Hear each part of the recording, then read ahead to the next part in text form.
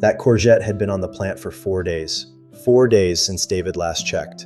And when he picked it up, all 31 centimeters and 800 grams of it, he knew. That was not a courgette anymore. That was a marrow. And a marrow sitting on a plot in South Yorkshire in late June is not a triumph. It is a receipt for money he did not collect. He stood there with it under his arm, and he did something very few growers are willing to do. He counted the cost. David Hartley has been growing on his allotment for 2 seasons now, and he has learned something about himself that he suspects is true of most growers in Britain. He is far better at putting things in the ground than he is at getting them out at the right moment. The sowing, the nurturing, the watching, that part he has mastered. But the harvest window, that precise, unforgiving, narrow strip of time when a crop is worth exactly what it should be worth, that has cost him money he cannot get back. This is the list of what it cost him. 8 mistakes made across this season, each one with a number attached. He is sharing them not as confession, but as data. Because if you grow on an allotment or a balcony anywhere in Britain, the chances are at least 3 of these are happening on your plot right now, today, while you are watching this. Let us work through them in order. Mistake number 1, and the one that started this particular reckoning, the courgette left too long. David knows the rule.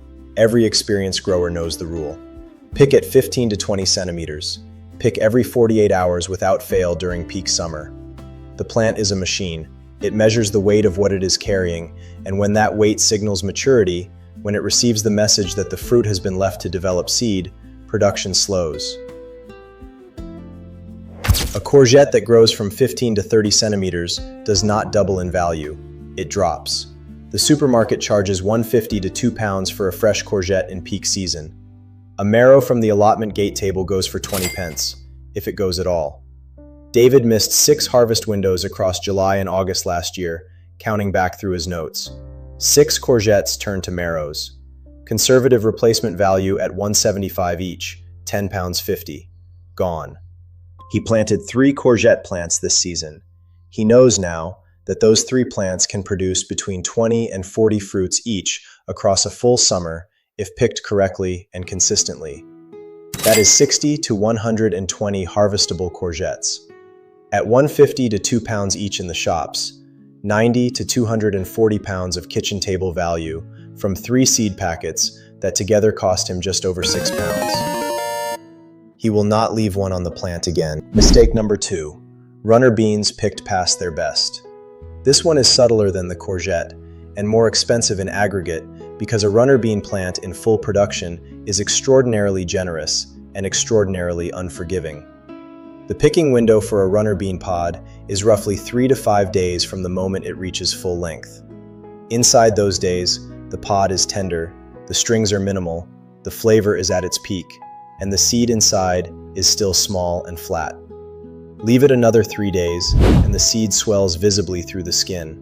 The pod toughens, the strings become inescapable, and more importantly, the plant begins to receive a different signal, that it has successfully set seed, that its reproductive purpose is advanced, and that it can afford to slow production. The runner bean does not care about your calendar, it cares about its own. David ran 1 wigwam last season, 4 plants, and estimated that he left approximately 2 kilograms of pods past their prime across the season.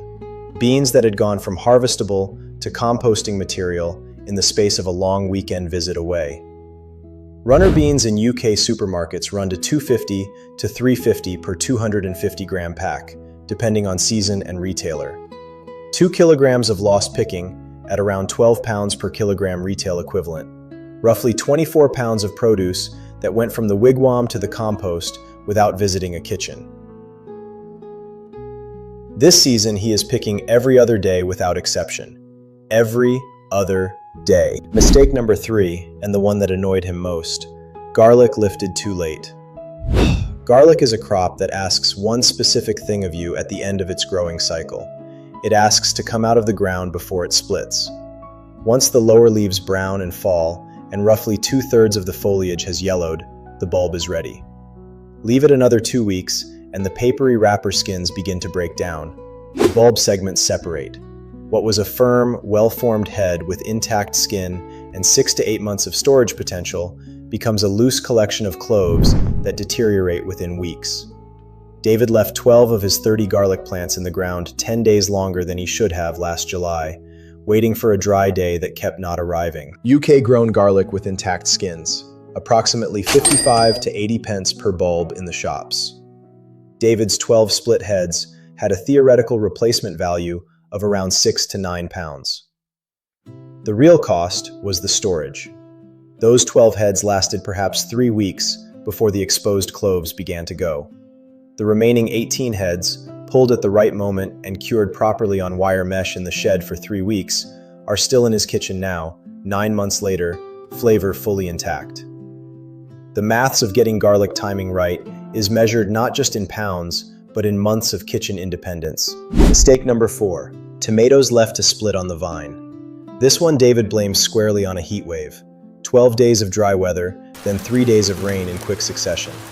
The tomatoes, which had been slowly building sugars through the drought, suddenly took up water faster than the skins could accommodate. 6 cherry tomatoes on his gardener's delight plant, all 6 showing color the morning before the rain, had split by the following afternoon. Split tomatoes are not worthless. They can go straight to a sauce, but they cannot be stored, cannot be shared, cannot be picked over 3 days the way an intact cherry tomato can. Retail value of those 6 tomatoes at $3.50 per 300-gram punnet, approximately $120. Not a large sum individually, but David has since learned that fruit splitting is almost entirely preventable through mulching and consistent watering, keeping soil moisture stable enough that the plant does not swing between drought and flood. This season, a 10-centimeter layer of well-composted material around the base of each plant. Not complicated, not expensive. Mistake number 5, mange tout peas left to bulge. Mange tout are named for a reason. Mange tout, eat everything. The pod, the pea inside, the sweetness of something harvested at the exact right moment when the seeds are just visible as tiny bumps through the skin, but before they develop fully. That window is approximately 4 to 6 days. Beyond it, the pod walls toughen and the sugar converts to starch. The peas inside become what they were always going to be, peas, and the point of growing mange tout, rather than a shelling variety, largely evaporates. David allowed one entire picking of mange tout to pass this season, a long weekend away with no one to cover, and came back to peas he could neither eat as mange tout nor really use as a shelling variety because there was not enough substance inside the pods. The weight of the missed picking, approximately 400 grams. At 12 to 14 pounds per kilogram retail for fresh mange tout, 5 to 6 pounds of kitchen value that went to the chickens next door. He does not have chickens.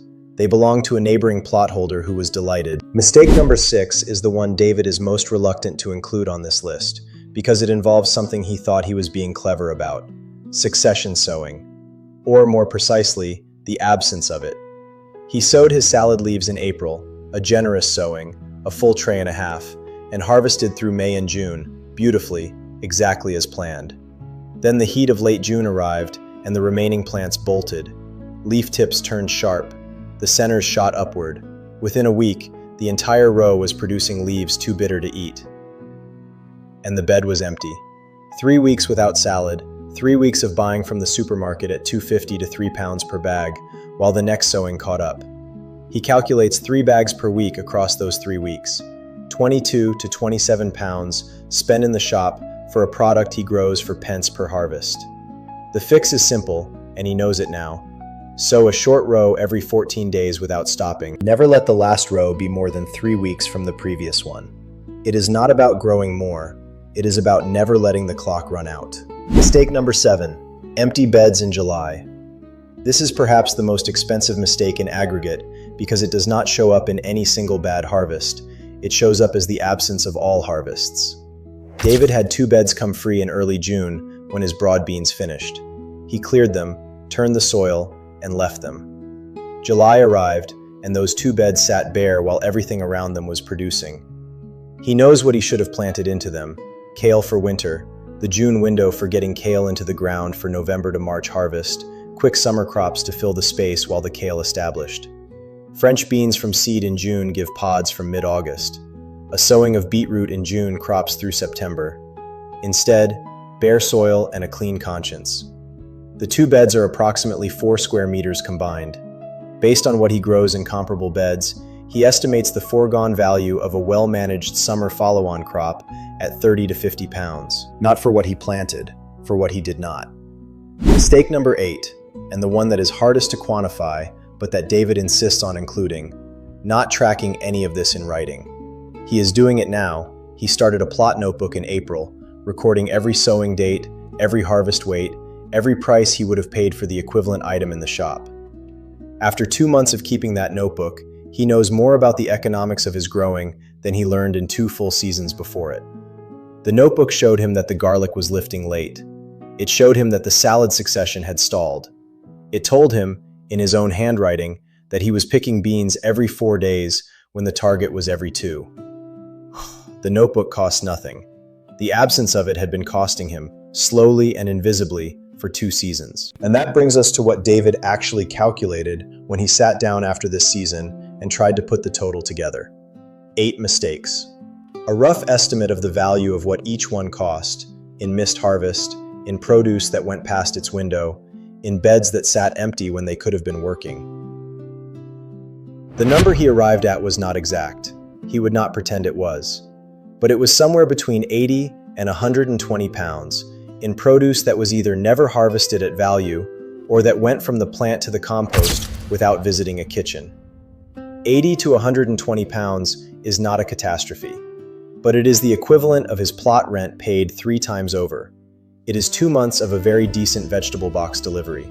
It is, when he looks at it that way, a second season's growing. The plot gave it. He just missed the window to collect it. He will not miss those windows again. Cumulative saving this season, accounting for what he got right, not what he missed, is tracking to approximately 350 to 400 pounds against what his household would otherwise have spent on the same produce. Even with the 80 to 120 in missed harvest factored in, this plot is earning more than the rent, more than the seeds, more than the compost, by a considerable margin. There is one more thing that came out of the notebook. David noticed, for the first time, that the row of salad leaves growing directly alongside his runner bean wigwam has consistently outperformed the identical variety sown 4 meters away in a bed on its own. Same seed, same soil preparation, same watering, different output. He has a theory about why, and he plans to test it deliberately next season with 2 beds laid out side by side. Because what he suspects is happening alongside those beans is the sort of thing that changes how you think about every empty space on a plot. Subscribe so you are there when he finds out. If this list saved you 1 courgette from becoming a marrow, please do leave a like. It costs nothing, and it helps more growers find this channel. Grow your capital. Welcome to the Capital Plot.